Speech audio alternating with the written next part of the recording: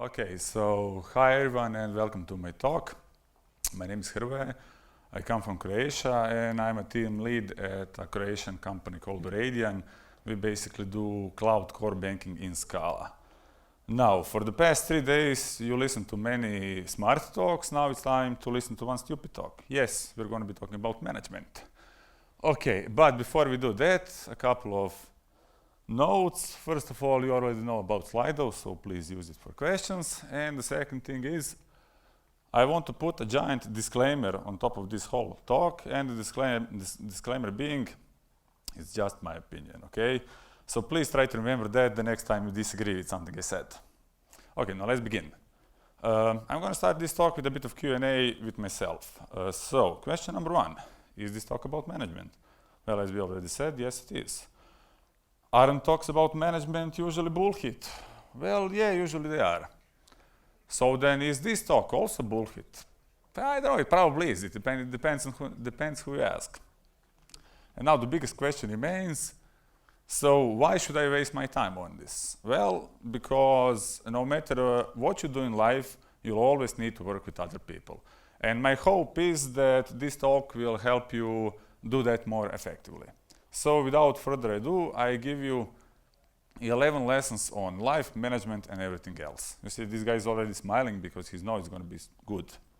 Okay, so lesson number 1, the most important lesson, the no asshole rule. According to this rule, don't be an asshole, don't encourage assholes, and don't breed assholes. Now, how do you encourage assholes? Well, basically, if you're a boss and your people are acting like assholes and you're not doing anything about that, that means that you are encouraging assholes.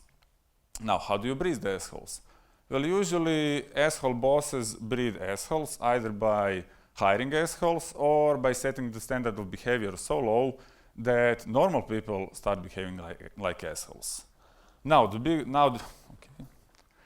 big question remains, am I a workplace asshole? Well, you can start by answering a few questions, basically.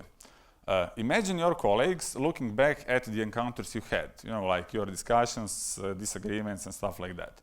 From their point of view, so not from yours, from their point of view, did you do right by them? Now, if you're 100% sure that you did, that everything was fine, that maybe you were not an asshole, but if it's like 50-50, then you probably were. Yeah. Or if you have a kid, would your kid be proud or ashamed of how you treated those people? Now, since I'm a father, this one always gets me. Okay, so on to lesson number 2, the Peter Principle. Well, according to the Peter Principle, in a hierarchy, every employee tends to rise to his level of incompetence. Now, this happens because employees get promoted based on the success in their current position and the skills they possess for their current position. Now, I think we've all seen that many times. You got that developer who has really strong technical skills. He's been with the company for, 10 years. And he's great as a developer, and then they promote him to a management position, and then basically he sucks. Why? Well, again, because they promoted him based on the success and the skills he had for that development position and not for the management position. What I'm trying to say here is that not everyone is fit to be a manager, okay? I would argue that 50% of the managers I work with shouldn't be managers. They should be something else, I don't know what. Again, the big question remains, am I fit to be a manager? Well, you can start by answering these few questions. First of all, do people think I'm an asshole? Well, if they do, then in my book you shouldn't even talk to people, let alone lead them. Do I possess the necessary people skills? I mean, if you cannot tolerate people, then you probably won't be a good manager, right? Am I organized enough? If you cannot organize yourself, you probably won't be able to organize other people. Do I understand the domain? Well, I would argue that as a boss, as a manager, you don't really need to understand all the technical details, but you do need to understand the domain. You just cannot go without that. And finally, am I prepared to take on the responsibility? Do I care enough about the project, about the people to make it work? And so if most of the responses here are yes, then let's say that you are fit to be a manager. Okay, so now let's say that we passed this Peter Principle, we survived it, and we got promoted. Now the next lesson that you need to learn is you know better than anyone, okay? So You are not almighty and all-knowing. You are not the smartest guy in the room. You are just the guy making sure it all runs smoothly. Nothing more and nothing less. And furthermore, your success directly depends on the success of your people. So if they don't achieve their goals, you don't achieve your goals. So you literally cannot afford yourself to be above anyone or better than anyone. Now, I've seen it a lot of times, and I'm sure most of you have also seen it, when a person gets a tiny piece of power, and then basically they turn into assholes. So don't do that. Okay, on to lesson number 4. It's all about responsibility. Now I'm gonna tell you a story. It's a bit of a big story, so bear with me. So once upon a time, a team had a very important job to do. Everybody was sure that somebody would do it. Anybody could have done it, but nobody did it. So somebody got angry about that because it was everybody's job. Everybody thought anybody could do it, but nobody realized that everybody wouldn't do it. Everybody blamed somebody when nobody did what anybody could have done. Now, this is a made-up story, but it's not really made up, right? I mean, we've all seen it many, many times. What I'm trying to say here is that when you're the boss, you're in charge, and it's your responsibility to make it work. And your failure if it doesn't. So it might be someone else's fault, but you're still responsible. And of course, the higher you go, the bigger the responsibility. Now, those guys on the top, they don't do much, but they tackle a lot of responsibility. Now, let me illustrate my point a bit further. Let's say that a member of your team messed up production. Well, guess what? You're responsible. Why didn't you implement safeguards to stop this from happening? Or your team delivered the wrong thing because the specification was incomplete. Well, again, you're responsible. Why didn't you talk to product or whoever and made sure the specification was complete, correct? Or your team missed the deadline because of lack of resources. Well, yet again, you are responsible. Why didn't you communicate this, extend the deadline, reduce the scope, or something like that? Or let's say a member of your team is underperforming. Well, again, you're responsible. Why didn't you see that in time and resolve it, either by making some changes or, I don't know, firing the guy, resolving the situation. So as you can see, when you're the boss, you're always responsible, which leads us to the next lesson, and the lesson being democracy, no. Okay, so there's no democracy in leadership. Now we can do a simple test of workplace democracy. Get 10 developers into a room and let them agree on something on their own, and then check how they execute the plan they came up with. Now, from my experience, first of all, they most likely will not agree on anything, and even if they do, they sure as hell won't execute the plan. Now, democracy might work for teams of 2, 3, or let's say 4 people, but after that, there needs to be a structure. So, my motto is, there is no democracy in leadership, only enlightened absolutism. But you should still listen and seek opinion from your people and give out as much autonomy and responsibility as you possibly can.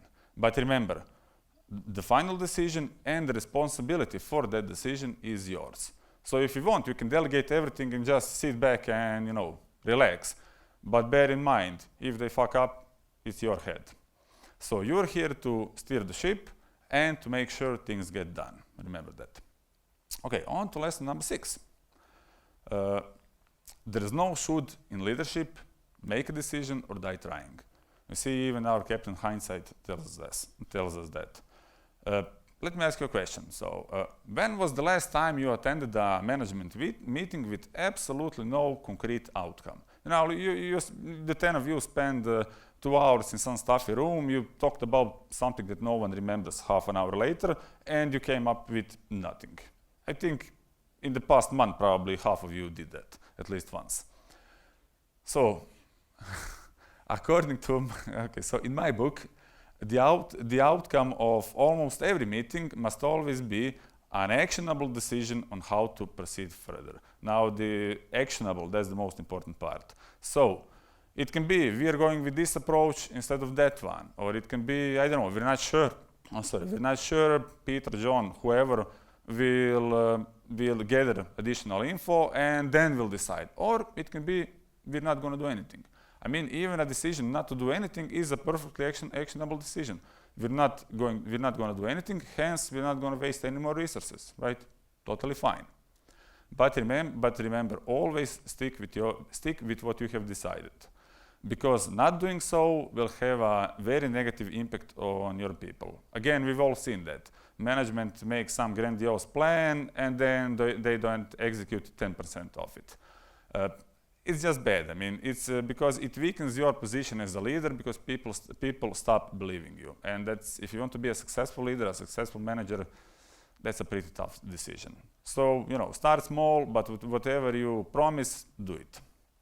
And finally, remember, a lot of times it's just educated guess, okay? So a lot of times you'll be pressed for time, you'll need to make a decision without knowing all the factors, without having the complete picture. Well, in those cases, well, just say fuck it and do the best you can. It's just guesswork. A friend of mine, a really good manager with 20 years of experience, told me that he's happy if he makes 8 out of 10. If 8 out of 10 decisions are correct. So be like him. Don't sweat it too much, just do the best you can.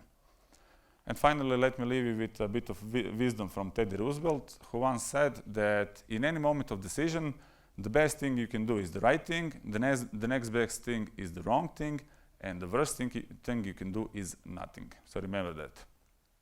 Okay, on to lesson number 7. Clear goals and expectations. So, there are 3 pillars of success.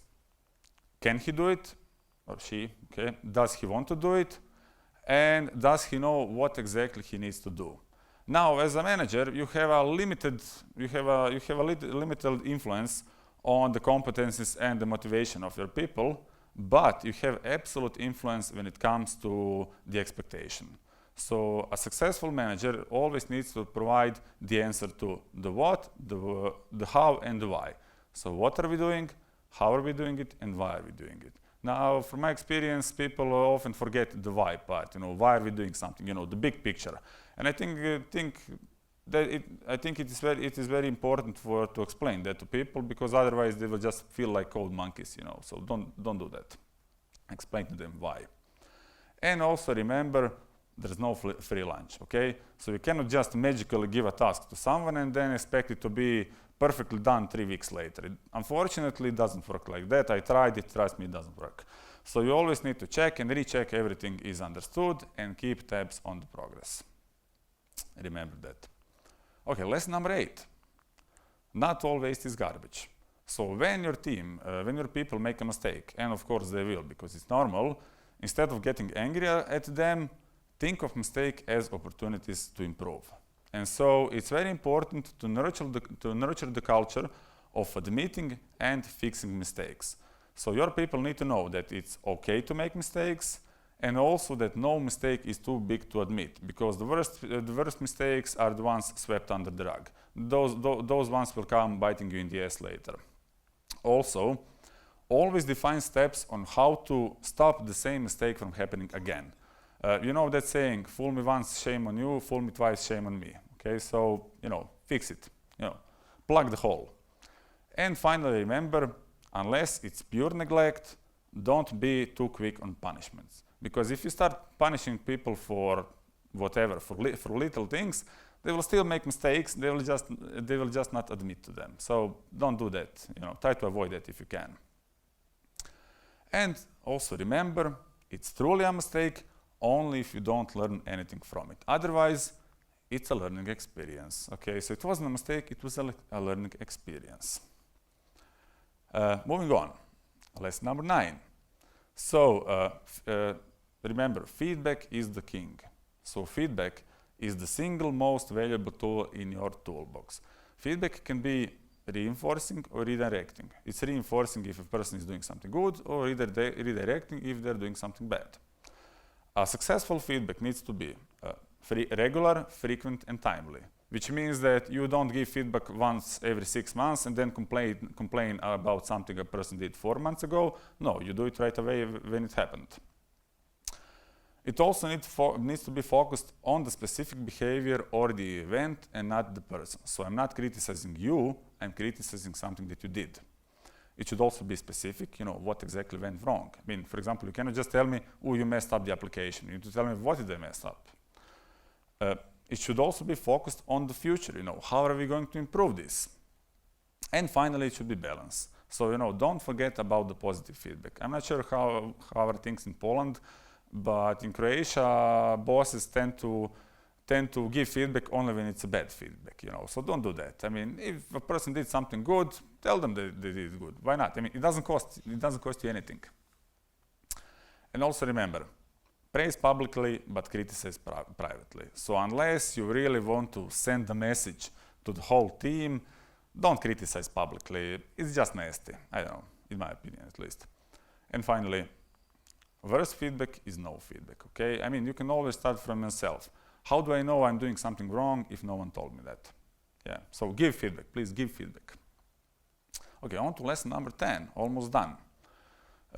Transparentness is next to godliness. And by the way, transparentness is a word, I googled it, okay? So it exists.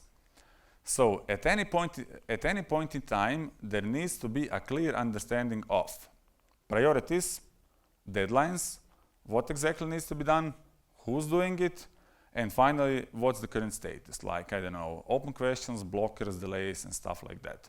And these 5 things need to be understood by all the stakeholders. So by your team, by your superiors, by your, customers, whoever. I mean, of course, not everyone needs to have the same level of detail, but there needs to be a common understanding of basically where we at any point in time. Now, in my opinion, the biggest enemies to transparentness are tribal knowledge and common sense. Now, first, let me get rid of common sense. There's no common sense. For example, everything I said here is common sense to me, but I'm pretty sure it's not common sense to most of you, at least not everything, right? And tribal knowledge is that piece of knowledge that exists only in the heads of the 3 guys that have been in the company for, 15 years. Of course, it's not written down anywhere, and of course, there's no way to validate it, we've all seen tribal knowledge, I think.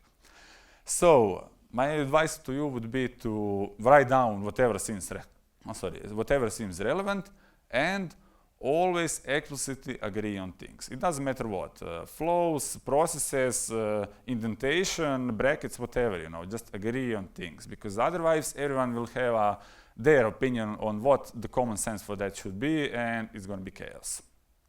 So yeah, agree on things. And now on to our last but not least, of course, lesson, and the lesson being all eyes on you. Now, you can do a simple test.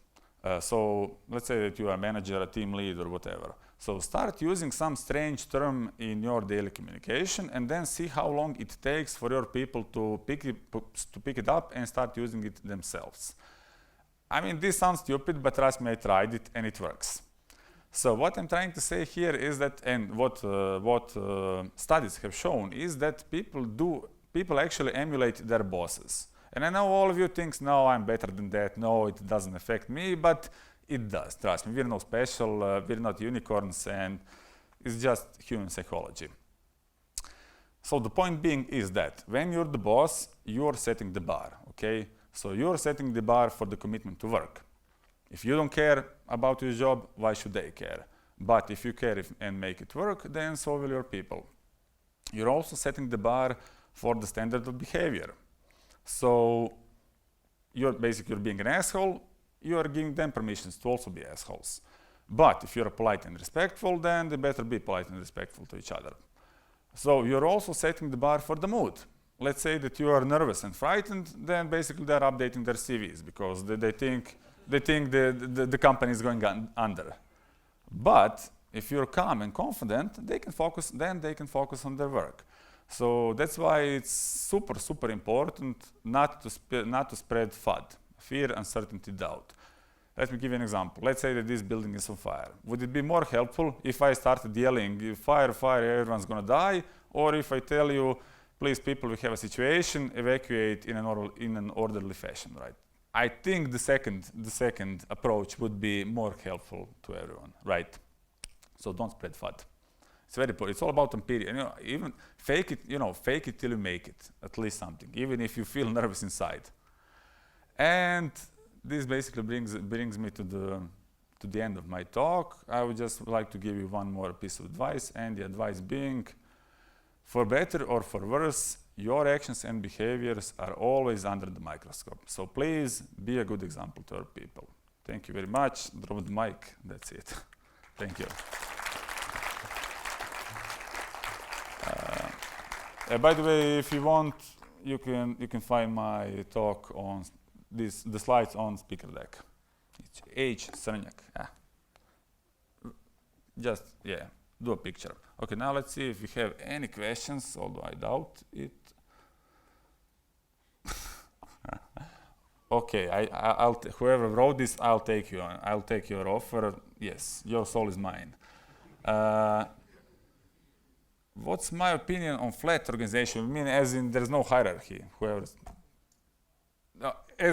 I think that I made my point with there's no democracy. So my opinion is that there should, let's put it like this. Someone S should always be on the line. Okay, it can be flat, but still one S needs to be on the line. So someone needs to be responsible. Otherwise, it's just going to be anarchy. Yeah, I don't know. Hopefully, I answered the question. That's it. Thank you very much.